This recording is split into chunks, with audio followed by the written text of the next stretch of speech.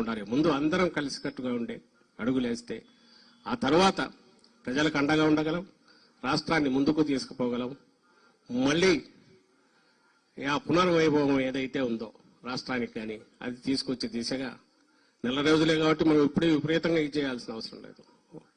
వాళ్లే తవ్వుకుంటున్నారు, మొదలు పెట్టారు. లక్షణంగా ప్రజల అధికారంలోకి ఇచ్చినప్పుడు చంద్రబాబు నాయుడు గారు దాన్ని ఎట్లా సద్వినియోగం చేసుకోవాలని ఆలోచించకుండా ఎట్లా పక్కదారి మళ్లించాలో ప్రజల చూపు మళ్లించి ఇటువైపు ఇంకా ఇప్పటికీ జగన్మోహన్ రెడ్డి గారి మీదనో వైఎస్ఆర్ కాంగ్రెస్ పార్టీ మీదనో అది అటాక్స్ చేయడం ద్వారానో ఇంకో ద్వారానో ప్రజల దృష్టి మళ్లించాలనో తాను అమలు చేయాల్సిన హామీల నుంచి తప్పించుకోవాలని చూస్తున్నారు. అది సాగనివ్వకూడదు. మనమంతా కలిసికట్టుగా అడుగులు ముందుకు వేయాలి. ఎవ్వరూ డీలా పడాల్సిన అవసరం లేదు. చిన్న చిన్న కరెక్షన్స్ మనం చేసుకోవాల్సినవి అవి కూడా జరుగుతాయి, ఖచ్చితంగా జరుగుతాయి ఓవర్ ది పీరియడ్. అండ్ మళ్ళీ పాత పునర్వైభవం వస్తుంది. రాష్ట్ర